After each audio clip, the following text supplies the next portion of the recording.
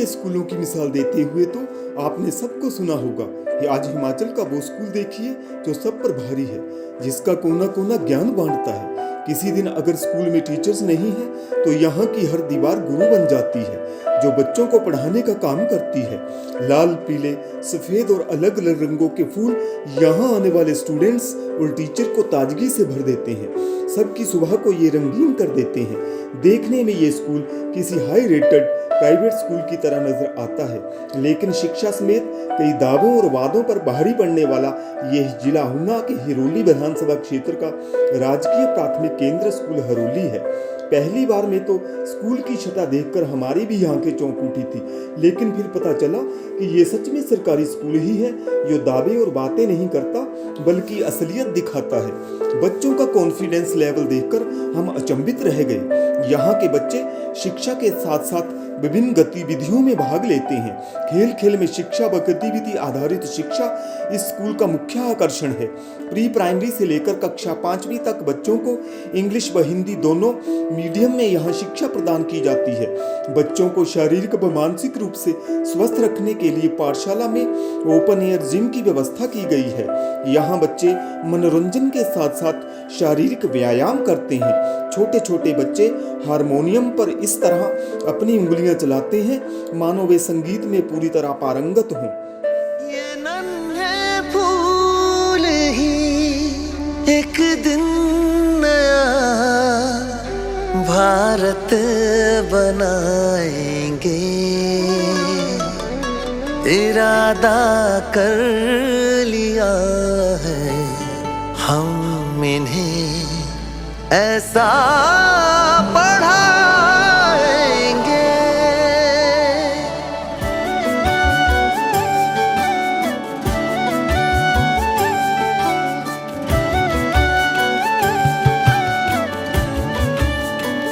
पढ़ेंगे हम कि हमको कोई भी बहका न पाए, पढ़ेंगे हम कि हमको कोई भी लड़वा न पाए, पढ़ेंगे हम कि धर्मों के सही पैगाम क्या है, पढ़ेंगे हम खुदा क्या है, हमारे राम क्या है।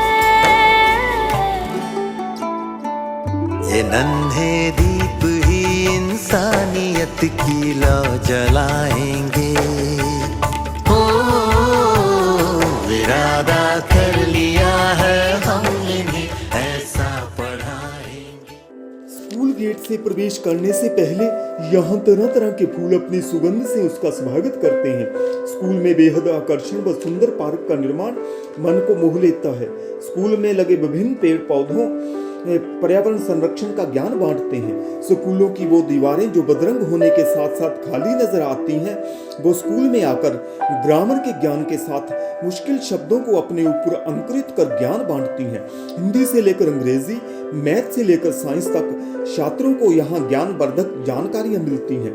स्कूल की दशा बदलने में प्रिंसिपल, स्कूल प्रबंधन समिति के साथ साथ टीचर्स ने भी अपना सहयोग दिया है, जिस कारण आज ये स्कूल ब्यूटिफिकेशन और एजुकेशन के मामले में निजी स्कूलों को टक्कर दे रहा है, जो न केवल स्कूल की सुंदरता बढ़ा रहा है बल्कि छात्रों को पढ़ने लायक वातावरण दे रहा है। वहीं एसएमसी समिति ने बताया कि ये स्कूल क्षेत्र के अग्रणी स्कूलों में गिना जाता है। स्कूल परिसर को एक मॉडल का रूप देने के लिए यहाँ सरकारी व विभागीय मदद मिल रही है। वहीं गांव के समाज सेवियों व लोकल संस्थाओं का भी अहम योगदान है। जितना सुंदर ये स्कूल है उतनी ही अच्छी इस स्कूल की पढ़ाई भी है। नमस्कार सर, मैं आपके स्कूल के बारे में आपसे कुछ बातचीत करना चाहूँगा। आपका स्कूल बहुत सुंदर है, आप इसे किस प्रकार से व्यवस्थित करते हैं? धन्यवाद सर। जैसा कि आपने स्कूल के बारे में एक क्वेश्चन किया है, तो मैं आपको बताना चाहता हूँ कि स्कूल एक ऐसी संस्था है जिसमें बच्चे अपने जीवन का जो है काल प्रारंभ करना शुरू करते हैं। तो सबसे पहले स्कूल का एक वातावरण सही होना चाहिए, एक पॉजिटिव वातावरण होना चाहिए कि जिसमें बच्चे पढ़ाई से पहले उनका मन पाठशाला में लगे। तो इसके लिए हमने अपनी पाठशाला को आप जैसा कि देख रहे हैं कि व्यवस्थित करने का बहुत प्रयास किया है। ये सारा प्रयास हम सभी अध्यापक साथियों ने और अपनी जो कम्युनिटी है उसके माध्यम से इस प्रकार का प्रयास करने के प्रयास किया है, और जिसका परिणाम आपके सामने है। पाठशाला में जो बच्चे हैं वो खुश होकर के आते हैं, उनका मन पाठशाला में लगता है, और अभिभावक भी जो हैं वो भी बच्चों को अपनी पाठशाला में, हमारी पाठशाला में खुशी खुशी भेजते हैं। अगला क्वेश्चन सर मेरा कि आपके पाठशाला में पढ़ाई के अलावा और कौन कौन सी गतिविधियां आयोजित की जाती हैं? हमारी पाठशाला अगर हम बात करें जिला में तो एक सर्वश्रेष्ठ पाठशाला के रूप में उभरी है। यहाँ पर एकेडमिक जो गतिविधियाँ हैं वो बच्चों की बहुत अच्छे ढंग से व्यवस्था की जाती हैं।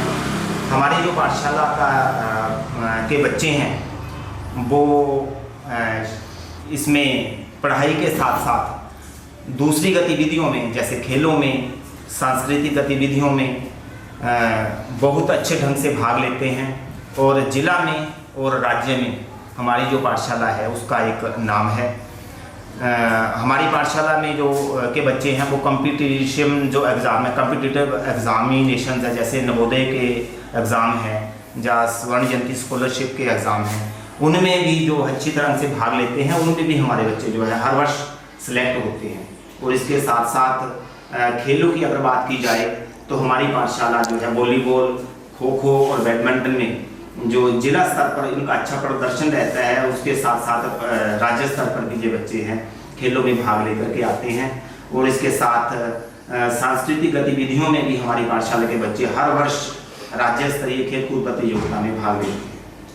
आपकी पाठशाला की गतिविधियाँ कौन सी उपलब्धियाँ हैं? हमारी पाठशाला में जो है पिछले वर्ष बच्चा नवोदय में सिलेक्ट हुआ है, और एक बच्चा हमारा स्वर्ण जयंती स्कॉलरशिप मिडिल मेरिट स्कॉलरशिप में सिलेक्ट हुआ है। उन बच्चों को ये जो स्कॉलरशिप मिल रही है। और खेलों में हमारी जो पाठशाला है जिला स्तर में पिछली बार जो है वॉलीबॉल में बच्चे वो प्रथम स्थान पे रहे हैं, और खो खो बॉयज़ में और गर्ल्स में भी जो जिला स्तर पर है वो बच्चे पहले स्थान पर रहे हैं। इस पाठशाला में आपको किस किस का सहयोग प्राप्त होता है? अगर हम सहयोग की बात की जाए तो आजकल जो हमारी सरकार है वो शिक्षा के उत्थान के लिए बहुत ही प्रयासरत है, और हमारी सरकार का ये प्रयास है कि हमारी जो हिमाचल प्रदेश है उनके बच्चों का एकेडमिक स्तर जो है बहुत ऊंचा हो, ताकि प्रदेश का नाम इसमें बने। तो हिमाचल सरकार के सहयोग के साथ साथ हमें जो स्थानीय लोग हैं उनका सहयोग भरपूर मिलता है। स्थानीय जो संस्थाएं हैं, पंचायत है, जिला परिषद है, उनका हम सहयोग लेते हैं।